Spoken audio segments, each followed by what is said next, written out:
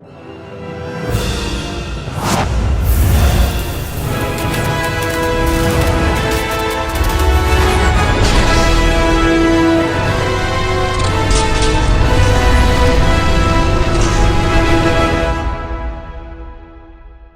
going on, everybody? Welcome back to another video, and in today's video we're going to be talking about Transformers Revenge of the Fallen. As you guys can see in the thumbnail and the title, but cannot see on screen, I'm joined here in this video by my buddy Robbie from his channel, The Big Rob Theory, and we're doing something a little bit different this time around.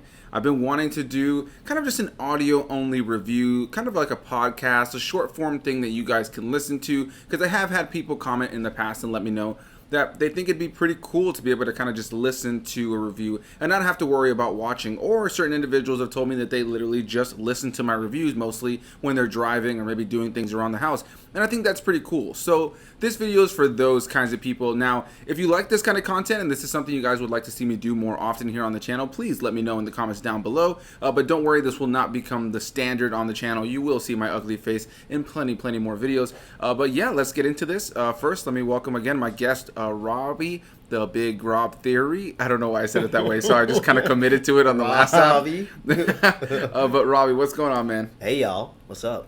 And yeah, Rob is going to actually be joining me in a lot more videos. We're going to make a video dedicated to it shortly, but Rob and I actually just moved in together. So yeah, we're living together now. We're going to be making a lot more content together. But yeah, we're just been chilling. We don't necessarily look at the top of our game right now, and we just kind of wanted to put out a video and talk about this movie that we just rewatched for the first time in quite some time, and kind of just, yeah, shoot the shit and talk about the second Transformers film directed by Michael Bay, released in 2009.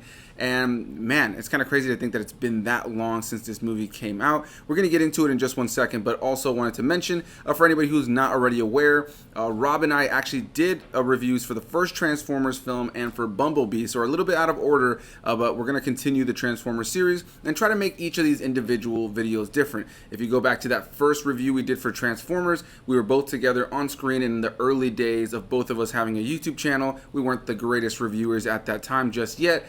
And then when we did the Bumblebee one, it's a little bit more of the traditional collab like format that I do nowadays. So yeah, let's get into this. Before we get too deep into this, Rob, you know, what was maybe kind of one of your earliest experience seeing this movie? You know, what was your vibe with this movie for the early part of having watched this movie for the very first time? The first time that I dove into this movie or saw it in theaters, I wasn't very excited about it. I take that back. I'm sorry. I was excited about the action because when it comes to Michael Bay films, everybody knows the big booms and the big wah. Yeah, it's great. Everything's great. The action's great. It's gripping. It's compelling. However, just the way how certain things went in the movie, even back when I saw it for the first time, I didn't really even like it that much back then. Like at first, I was excited for a sequel, as all Transformers fans were. Very excited. And then we got this, and yeah, I was just not very sold on it. You know, it just wasn't what it was built up to be. That's my main thing. It just wasn't what it was built up to be. That's all. Yeah, no, I think for me, I think it's very well known for anybody who knows me in person, and specifically you and I, because I should also add on that Rob is a huge Transformers fan, has his left arm dedicated to tattoos of Transformers, and just pretty much my whole life knowing you, I would say that Transformers is kind of almost like the equivalent of like how I feel about Star Wars for you. You know the lore, you know the cartoons, you know the movies pretty well, you know the voice actors. Robert is pretty well versed in all of this stuff, so I knew I needed to have him on for these videos. But yeah, we used to talk all the time because, you know, I grew up liking Transformers. I had the toys, I watched the cartoons. You know, I wasn't the biggest fan, but I definitely enjoyed it. In the first film, I think we both agreed in that review we did back in the day, and I think we both kind of stand on it.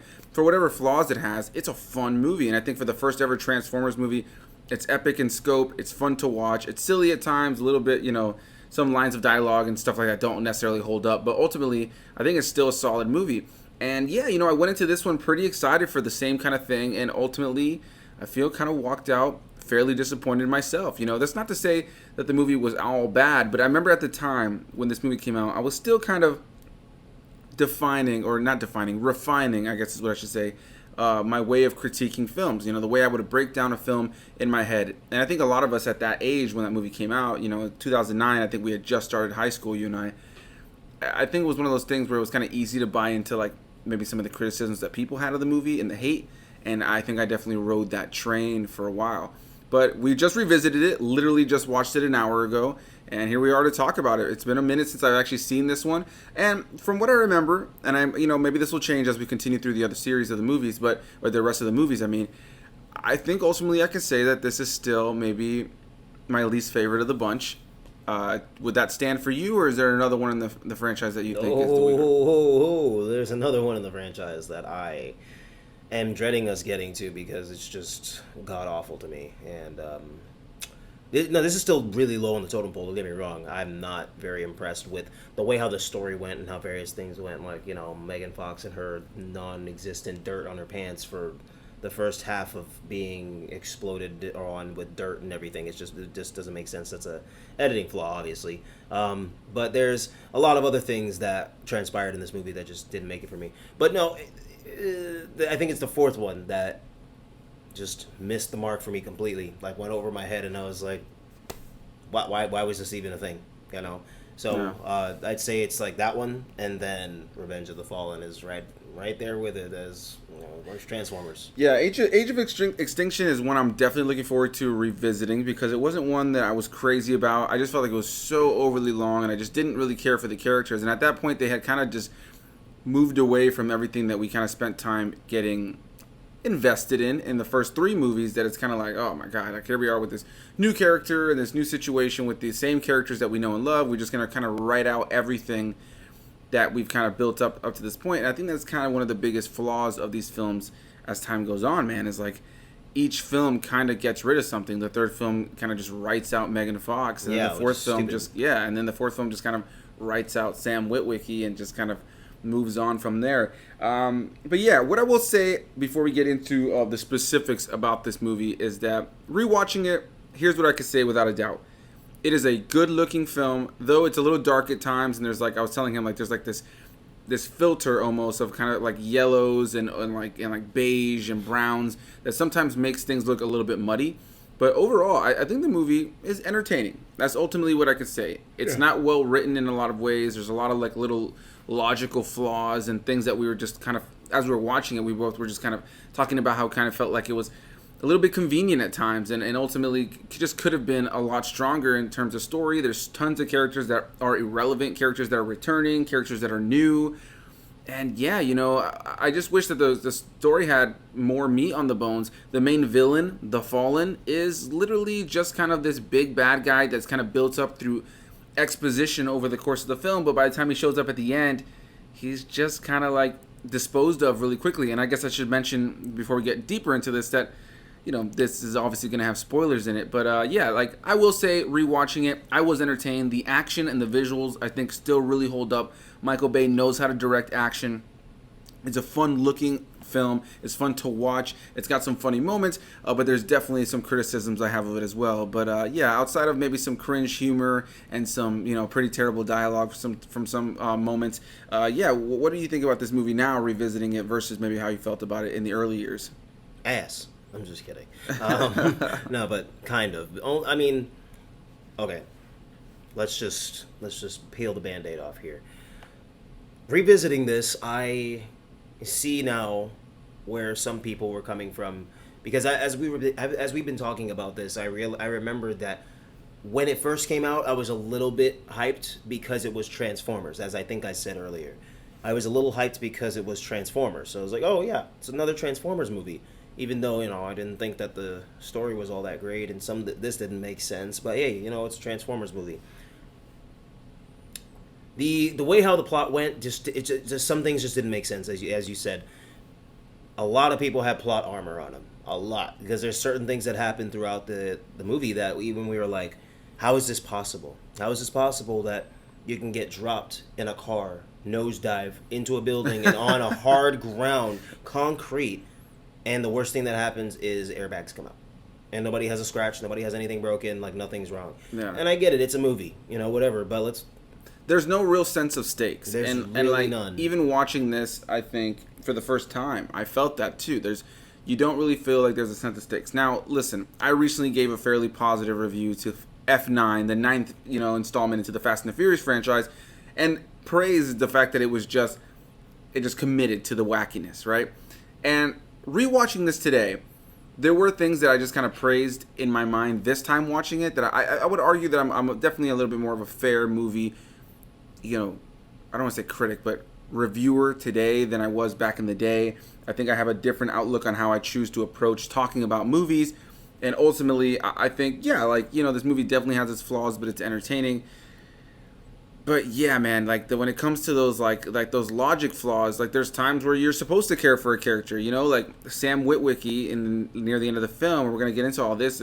Is pretty much seen to be dead just from after an explosion, kind of being blown up behind him that sends him flying. But these characters go through things throughout the course of the film that they survive that are far worse, or it's just crazy. And in terms of casualties, man, we were rewatching this movie. Robert and I were. Oh my god. We were having such a laugh just looking at the amount of just casualties that this film has. The amount of people that are just part of the action that die. And you see the little CG people jumping off of things. It's kind of crazy. People get destroyed. No, in dude, this it's movie. wild. It's wild. He said it. We were watching, and there's a specific scene where they're on a battleship and the Decepticons are coming from space. And there's one homeboy who falls off the side of the ship, but he doesn't even make it to the ocean because a comet just completely eradicates him. You know what I mean? It's oh my gosh, the civilian casualties and just the collateral damage is just ridiculous. It is absolutely ridiculous, and I just could not believe rewatching this that we dismissed this. I guess I completely missed it. I don't know about you, man, but yeah, I completely missed it back in the day. Yeah. I never think about that. I'm like, oh, okay, this is cool. This big Decepticon with two wheels going interchanging to move is just destroying every car on the street. Yeah, cool. No, these people in cars are getting massacred. They are getting massacred in Shanghai. Yeah. That entire road, everyone's dead. Yeah. Everyone is dead. Pretty much. It's crazy, man. It's kind of crazy. Yeah. You just kind of think about it. You take yourself out of it. It's pretty ridiculous. I guess at this point, 12 minutes in, we should mention that the story essentially is about the fact that Sam Witwicky, played by Shia LaBeouf, is going off to college. And there's now, on the other side of things, this movie's also about a lot of things, I should mention. So at first, Sam Witwicky is going off to college. Then you have the element of a specific section of the government does not necessarily trust the Autobots anymore. And now the Autobots want Sam Witwicky to help them tell everybody or show everybody that they're actually to be trusted, and that if the government sends the Transformers back into space and sends them to leave, that they'll actually be in more danger of the Decepticons. The reason that a portion of the government wants them to leave at all is because they believe that the reason that the Decepticons continue to come are because of the Autobots, which we know as an audience to be true, but of course Optimus knows that if he leaves, that the Decepticons are just going to come back and do whatever they want with the human race. And so he kind of, wants to be able to stay there to protect them. Outside of that, then you also have this villain called the Fallen that really is irrelevant. He's hardly in the movie. He's just the big bad, again, that I mentioned earlier, that is built up over expository dialogue. And at the end, Optimus Prime takes him out and he gets a power up and he beats his ass in 2 seconds. There's not even a moment where you think that Optimus Prime is going to lose in that final battle, even though the best fight in the movie is in the middle of the movie where Optimus is fighting off Starscream and Megatron and what's the name of the helicopter guy? Oh my gosh, Blackout. Yeah, I was I had a brain fart real quick. Yeah, so he's fighting the three of them, and it's an epic fight in the woods. Really like the way that scene is shot, and Optimus is actually killed in that scene. And then they end up discovering this thing called the Matrix that is, kind of tied to the primes of the past. Sam Witwicky ends up getting his hands on this. He ends up dying, going to robot heaven, and is sent back by the primes in order to resurrect Optimus Prime. It just gets so convoluted. The movie is 2.5 hours, and quite frankly, if you ask me, there was about half an hour of fat to trim off of this movie. They did not need to be 2.5 hours long, in my opinion. 45 minutes, man. That whole we talked about this, and the whole college thing was just kind of irrelevant.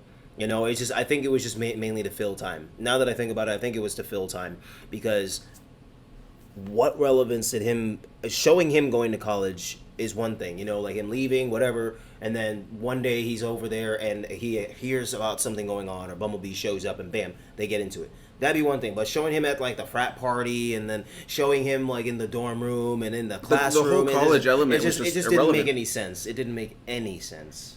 Yeah, the whole college element of the film was irrelevant, and Yeah, it's just definitely something that, like, for me, like, as a story, the movie just feels so jumbled. It doesn't know what it is about. Like, even trying to describe what this movie is about, I just don't know how you can narrow it down to a clean synopsis, because it's not a movie about Sam Wiki going to college, because he doesn't go to college for long. It's not a movie really about the human race, like, needing the Transformers to stay, because they kind of drop that near the end. Like, there's not really ever, like, resolution of the government being like, the Transformers can stay. It's like they just won and then we move on.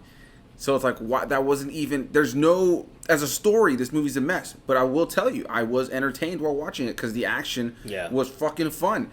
But it's a dumb movie, but it just doesn't have much for you to really grip onto. Now, I figure one other thing we definitely got to do, I know this is a little bit longer than, at this point I'm realizing it's longer than I've maybe anticipated, but let's talk about the cast. We'll go through the cast, the main cast of the film, talk about their role in this film and whether we've liked it or not. Shia LaBeouf as Sam Witwicky, returning to play the character.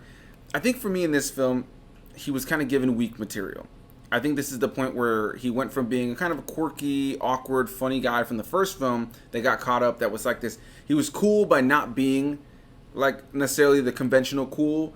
And I think Shia LaBeouf is great as the character. Even in this film, I think he's great. But I think the material he was given was not... He wasn't given the best thing to work with. Yeah, I don't think he was given the best material. And I think that they really upped the ante on the element of him being awkward and him being like over the top and the screaming, Bumblebee! Optimus! Yeah, like, for real. He just did that throughout the course of the film. What would you say about Sam Witwicky in this To be film? honest with you, that's the main lines that I can remember from him, is him screaming the robots' names, you know, or just screaming, Michaela! You know, because she might be falling or something might happen. You know, and it's just, I miss the element from the first one with him, that it's just he was trying to establish himself, you know. It seemed like he was trying to establish himself. And then he started dating Michaela, and, you know, now he kind of thinks that he's top dog because he's dating this really hot girl, which I feel that, because she is really hot. I don't like the romance element in this film. But I don't like the romance element in this movie because it just seems like it's too forced. Yeah. You know, and I mean, I'm sorry, but if I have a girlfriend and she catches me in college with some girl on top of me, yeah, she's not just gonna forgive me just because we've been through a robots battle together. Like, yeah, there's no way. She forgives him too easily, and that just moves into the next person. Megan Fox as the character Michaela. The first shot we get of her is her straddled over a motorcycle, Overly sexualized. Yeah, and man, let me tell you something. Especially now, knowing that, you know, what Megan Fox has said about how she felt, kind of how she was sexualized on the set and in the movies. Yeah, it just goes to show that, like, when you watch the movie, there's a lot of little lines of dialogue people make, or things in the background, or just the way the characters are, that just everything is about sexualizing women. And listen, we're guys over here. Like, Megan Fox is hot. Like, she's a beautiful woman. Like, it's not like it's terrible to look at in no way, shape, or form. Yeah. But it just almost feels like that's the only purpose that she serves in the film. I think without a doubt the best scene that she had in the film was when she actually tells Sam that she loves him because he's, you know, presumed dead. Yeah, and I think she actually gave a good performance in that moment. Totally believable. And I think that she has good acting in her. I've seen her in other things where she's not a bad actress. She's just not always given the best material, or it's always leaning so heavily on her looks. Yeah. And yeah, you know, in this film for me, ultimately she didn't have much. She was really just there to be the damsel in distress, or not even the damsel in distress, because she went to save Sam. But she's almost like she's the ridiculously beautiful girlfriend to a fairly average guy in the case of this film, who is like kind of chasing after him, you know, in a lot of ways throughout the course of the film. Like, wants him to say I love you to her, but, you know, like, he knows that she wants him to, but he's like dodging it. But he does love her, but then he's like not necessarily very firm about like not cheating with her. Like, he doesn't necessarily go out of his way to cheat on her in the film, but he's not necessarily firm against it, you know. It's just a weird relationship, and she just sticks by it all throughout the course of the film. Any final thoughts on your end in terms of her character? Yeah. You could take Megan Fox out of this film, and it would probably be exactly the same. She really didn't contribute. I'm sorry, but like, and that sucks because I do love Megan Fox, not just because of her looks, but I don't know, I like her vibe, you know, and I like her as an actress. And they just didn't do much with her except sexualize her, which is really annoying, you know, like, she's got more elements than just her body or her sex appeal. Yeah, sex sells, whoop-de-fucking-do. But, like, come on, it just... They could have done more with her. They could have done way more. And sadly, you can remove a lot of things from this movie and nothing would really change. Yeah. Which moves us into some more characters. I don't know how to really pronounce this guy's name. Josh Duhamel. Yeah, is it Duhamel? Duhamel, Okay. yeah. So Josh Duhamel, who plays Lennox, as well as Tyrese Gibson's character, who we could not remember what the hell of his character's name is. Soldier. Yeah, Soldier number 5. They're from the first film, and in the first film, you know, like the movie spends a decent amount of time with them, so you feel like they were developed characters. In this film, they are literally just there to be military guys that say one-liners. That's really what it is, and help Sam Witwicky at the end of the film. They serve zero purpose in this film, and quite frankly, they could have been replaced with anybody else in the movie. They don't further the story at all. I don't even know what else to say about them. That's about it for me. Then that's the problem, because I like both of them as actors too. Yeah, especially for sure. From the first one, I feel like their performance was like weighted heavy in the first one, and in this one they were just kind of thrown there just as like cameos. To be honest with you, that's exactly what they were, cameos, or not even cameos, just like glorified cameos. Glorified cameos. Thank you. It's just they served really no purpose, like no purpose at all. Like whenever they panned to them, I was like, oh yeah, those guys are in this movie. Like I'm not even kidding. That's what I was like. Oh yeah, they're still in this movie.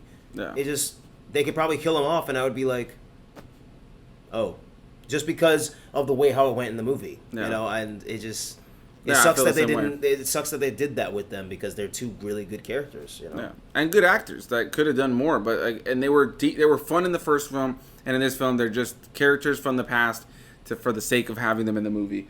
Moving on to the next one that, you know, was pretty entertaining to watch in this film. John Turturro as Simmons, the guy that was part of Sector 7 in the last film. In this film, they definitely take his character and just amplify his over-the-top attitude and his like extremeness to the next level. He's very big, loud, and he's supposed to be one of the comedic relief characters in the film. And I would say for the most part, he makes me laugh throughout the course of the film. He was entertaining. John Turturro was really great at committing to a role. Some of the lines of dialogue that he's given is, you know, kind of makes you scratch your head and think, why did this happen? One man, alone, betrayed by the country he loves. It's like a line he repeats like several times. It's like, oh God, you're not alone. I'm in the car with you. Exactly. He's pretty funny. We get to see his ass in this movie, which is, you know, in the last movie he got peed on by Bumblebee, and in this one I think it's Bumblebee that pees on him. And then in this one we get to see his ass cheeks, and he says it's a baseball thing. But yeah, you know, I liked him in the movie. He's definitely one of the more entertaining elements of the film.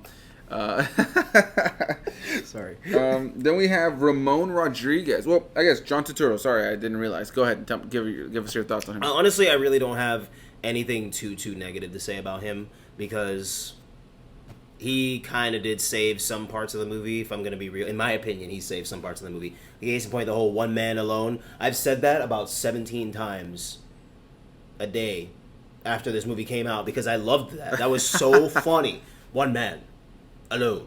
You know what I mean? Like why are you saying this, bro? Like he's in like some action movie of his own. Like, you know what I mean? So I thought that was pretty funny, and that was like a good addition to the movie because whatever Homeboy's name was, I don't even remember. That was with him. Yeah, we're gonna get into that in a second. Yeah. Leo is the name of the character. Jesus. All right. Well, yeah, Mr. Leo. God, that guy. Yeah, he saved a lot. So I personally am happy that they brought him in this movie. And yeah, I would definitely change some things, but not really much in pertaining to him because... Yeah, I think he was like one of the most consistent things throughout the course of the film. Again, just like everybody else, character development, no. But there to be entertaining, yeah, I guess. And then we have Ramon Rodriguez, who plays the character of Leo, who is a weird character right out of the gate because he's the comedic relief character. He's Sam Witwicky's roommate and comes along for the journey. He's a conspiracy theorist guy who realizes that all these explosions and robots that have been, you know, sighted and stuff are all aliens, and then gets swooped up in this adventure and just turns into the bumbling sidekick character that screams really loud, that is afraid the whole time. And that's pretty much who his character is throughout the course of the film. When we're first introduced to him, though, he is like this bit of a overly cocky roommate guy. And he goes into a room with two other roommates that they have with a bunch of computers. And on the wall, there's just like dozens of images of college girls. Like literally what looks weird. like the ID photos almost in a way. And he just has them up on the wall, almost like this is like a serial killer's room. And then there's a computer off to the side that is flipping through images of the girls that go to this college. And this leans more back into that creepiness that I feel like Michael Bay instilled in this film towards women, or towards women, towards women, you know, that whether it's the background with the women, or whether it's the thing on the computer, or the over sexualization of Megan Fox. It was just a strange choice. Like, I was looking at that like, what the fuck is going on there? Yeah, like, it was really weird. Yeah, what are your thoughts on the character of Leo? I hate him.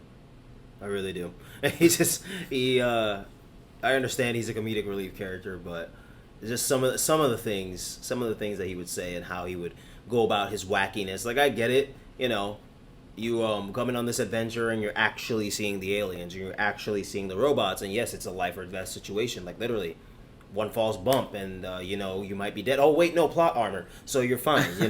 So it just I don't really mess with Leo because I don't know. He just annoyed me a little bit more than I remember, to be honest with you. Like, I was actually kind of annoyed with him throughout the movie this time around. And then the Thunder Twins, jeez. Yeah, so the Thunder Twins, let's get into that. Is that what they're called? The Thunder No, Twins? they're not called the Thunder Twins. I just call them the Thunder Twins. What are they It's called? like, no one messes with the twins. Are they the RC Twins? No, the RC Twins are the 3 bikes. Oh, that's right. Okay, well, the twins that are in this twins, movie. I guess. Yeah, whatever these twins are. The 2 jive-talking robots that people were upset at when the movie came out because the very, stereotypical voices. And one of them literally has, like, a gold tooth. Yeah, for real. So, I mean, I think it's very clear what they were trying to go for. That obviously, Hood rat robots, yeah, I get it. Yeah, very, very stereotypical. Not going to lie. Hated them when I first saw them. Rewatching it this time made me laugh a couple times. There's a couple lines of dialogue that are pretty funny. Not going to act like they're absolutely not funny at all. Yeah. But they are pretty dumb. It just feels like, especially with all the other robots, even though they look a little cartoony at times, all the other Transformers look dope. They all have really cool designs. And then there's these 2 that literally look like if you blended Transformers and SpongeBob. Like, genuinely, that's what I get from. That's the vibe I get from these 2 guys. And especially the one with the gold tooth. Exactly. So, yeah, could have done without them. Again, irrelevant in the film, just like almost every other element, really, when it comes to the story. Any final thoughts on the twins? Nope. That's it. All right. Well, yeah, so let's move on to, we're going to do a duo here. Kevin Dunn and Julie White, who play Ron and Judy Witwicky, the parents to Sam Witwicky, who were from the first film, and in this film are, once again, utterly useless and utterly not even really a part of the story, not at least not as much as they were in the first one. And the mom in this film, played by Julie White, she is just next level in this film when it comes to just the, like, over-the-top humor. And some of the stuff that's written in with her, where she eats the pot brownies at the college, and she's just going crazy. Listen, Robert and I have partaken in certain activities that have to do. I don't know what you're talking about. I don't know what you're talking about either. But Robert and I have partaken in certain activities that have to do with this beautiful flower made by the Lord Olgadi. I don't know what I'm talking about. But anyway, it's just hilarious whenever you see a depiction of marijuana in movies that's just completely and utterly ridiculous. Like, she tackles a man at one point. Nobody who's eating an edible, nobody who's smoking a joint is going to be like, I'm going to go tackle somebody. Yeah, it just no, isn't especially happening. the way how she did it. Like, she literally, like, yeeted that man, bro. There's no way in hell you're having an edible and you're yeeting somebody. If anything, you'll yeet to the ground yourself. Like, that's it. But, like, that, it's just the way how they tried to portray it. I get it. You got to be, drugs are bad. Yeah. But anyway, I don't know. But they make drugs seem fun, if anything. Like, yeah. But it's just so funny because it's just like, it's such an over-the-top depiction of what marijuana is. Anybody who smokes or like has smoked is gonna know when they see that's just malarkey. That's not true. Yeah. Malarkey. But no, also their performances were, I wouldn't say forgettable, because there is a point in the movie where things get real, and the dad gets kind of real with his son, like, I don't want to lose you. And in the beginning of the movie, he was like, he's gonna be fine, everything's fine. The mom was the one who was like, my son is going away to college. But then, as we said, it should have been the mom that was like, you're my son, come back to me, But it would have been way more impactful if it was the mom. But it was a good performance. That's Yeah. what I'll say. Kevin Dunn. I think when I think of Kevin Dunn, I think of Small Soldiers from back in the day. He was the dad for the kid from Small Soldiers. way. Yeah, I always think of that movie when I think of Kevin Dunn. But yeah, I thought he gave a really good performance in that scene. Very believable. Felt like a real father-son moment. And Sam Witwicky, or not Sam Witwicky, but yeah, the character. But Shia LaBeouf, he's good in the movie. He's one of my favorite actors. Yeah. He's shown himself to be great when you give him really good writing, and he's believable here. It's just I don't think he was given the greatest of writing. And one thing we completely forgot to mention before we go to the last cast member that I want to talk about, because it has to do with something incredibly important that is just like a big what the fuck kind of moment in the movie. Going back to the beginning, the reason that any of this even starts before he even goes to college, I completely forgot to mention this, is that he touches a shard that was left over of the Allspark, the cube that killed Megatron is also part of bringing things to life on Cybertron. So this cube was used to destroy Megatron. A little shard of it got left in Sam Witwicky's hoodie that he was wearing in the first film. He touches a bit of it, and it sends this like a bunch of cyberglyphics and different like images and words and stuff into his head that, you know, kind of lead him on the path of what would happen in the course of the film. And he starts to kind of go crazy throughout the course of the film, and there's a whole element where he's twitching and going on wild, and Shia LaBeouf really commits. That's what I'll say. But what's crazy about that for me, that in the first film, he's like running with this cube, and he's, you know, doing like, you know, like almost like a football, like, you know, football player. He's like doing like jukes and dives over cars with this cube. He's holding the cube like nothing. And now this time, there's no real explanation for the fact that he is holding a shard of it, and now he's got all this stuff going on to his head. You know, any thoughts on that, man? I think that was kind of, I mean, without that, you kind of lose a big plot hole in the movie. You have a big plot hole in the movie, which, I mean, there are many plot holes, so, you know. But I think personally that it just didn't really make any sense. You know, this time around I was like, so this random shard still has some radioactive properties, which that part kind of makes sense, that some kind of alien tech would still have radioactive properties, because that kind of is true. You know, case in point, when Agent Simmons is down there in his little bunker, Leo was gonna touch that robot head, and he's like, hey, still radioactive. You know what I mean? Yeah. So it makes sense. But it's just like, but he held the whole cube. He had the whole cube the first movie. Well, not the whole movie, but no, the whole last part. He held the whole cube at that long end. enough. Yeah. Long enough that okay, that should have just happened to him anyway. Yeah. So I don't know what it was that sparked it. I wish that they would have explained like what sparked it. Yeah, because there's enough exposition in the film. A lot of scenes of just explaining. I think they could have fit in or cut out something and fit in an explanation for why this happened at all. Really. Yeah. That's all I'll say about that, because I was just confused as to like how that just could have happened, you know? Yeah. And the last character, or I guess is you can't even really call it a character because again, pointless to the film. But the last thing we have to talk about that is just like the one thing I've always taken away from this is just like what the hell.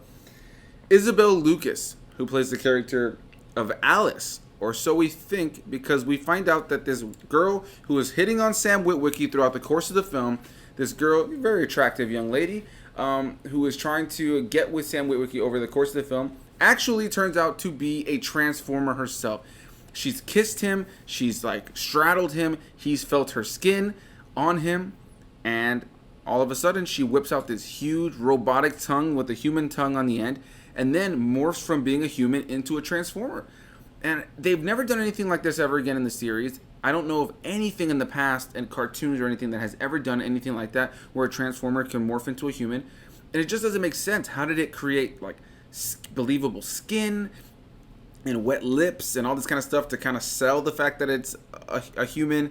It just seems it didn't make any sense. It didn't make any sense. And look, I'm not the biggest Transformers fan in the world, but I've watched plenty Transformers stuff to realize that's not accurate. No. And the same with Robert. Like he's watched almost everything Transformers, and when does that happen? When does that ever happen? So I think that's the most ridiculous thing they put in the movie. I think it's so stupid, and it just is so pointless. What do you think, man? I think that they used it as another romance tactic thing for like, oh, okay, he went away to college. Like everybody that goes away to college, they succumb to temptation. Like, no, not really. You know, there's no need for that. There was no need for it in the movie. And he really didn't fight it, which is the part that is upsetting because if you have a girlfriend like Megan Fox, like. What the fuck? Yeah, if you have a girlfriend at all, first of all, like just don't. Well, of course. No, I get where you're. I'm just saying, if you have a girlfriend, first of all, like no. But I mean, Sam, you went after this girl so heavy in the first movie, and you wanted to be with this girl, bro. You got her, and she's literally chasing after him. She is like you said it earlier. Oh, I want you to say you love me. Why won't you say you love me? She's sitting here eagerly waiting for him on video call. She got her makeup all done, looking all fine as all hell. And he's MIA. Like, it's just unrealistic. It's unrealistic. Anthony, let me tell you something. Look me in the eyes, all right? I'm looking. If I had Megan Fox as a girlfriend, I'd be damned if I miss a video call, okay? I'd be damned if you find me at a frat party freaking out using frosting to make the symbols. I'll be damned if I don't do something right with that girl, because it just didn't make any sense, bro. Doesn't make any sense. I couldn't agree more. Pointless. And with that, I think we've said pretty much everything there is to say. Now, I will say, yeah, honestly, what I will say really quickly is, again, a big thanks to my buddy Robbie. We're going to be in a lot more videos together, a lot more stuff dropping on the channel with him. Sorry for the very long video, but maybe you're driving. Maybe you're just kind of had this on in the background while you're doing laundry, doing some dishes. Thank you for sticking around and watching, or listening, I guess I should say. If you guys enjoyed this, please let me know that you guys like this audio-only kind of review thing, where we can do a little bit more long-form, just kind of talk, a little bit podcast style. If you do, I will incorporate this to the channel more often, but don't worry, it will not be overtaking my more traditional reviews on the channel. You guys can find the link to Robert's channel down below in the description box, The Big Rob Theory, where he talks about movies, TV, DC Comics, and all kinds of other fun stuff. Sorry, I thought I was going to die there for a second. Anyway, thank you guys so much for watching. Genuinely appreciate it. Again, you guys can find the link to Robert's channel down below. For the next installment, Dark Side of the Moon. What is it? Dark of the Moon? Dark of the Moon. Dark of the Moon, yeah. Transformers 3, Dark of the Moon. We're thinking about doing a live stream watch party where we will watch it alongside you guys, or you guys can watch it alongside us. And then do a review at the very end of that. Try to keep all of these very different if we can. So if you guys are interested in that, please leave a comment down below and let us know what you think. But for now, we'll go ahead and say goodbye. Thank you guys again for watching. Hit that like button, comment, subscribe for more videos. Any final thoughts, my friend? This movie was not great. It was entertaining, but not great. All right. That's it. Sounds good. All right, guys. We'll see you in the next one. Thank you guys so much. Bye-bye. Till next time, baby.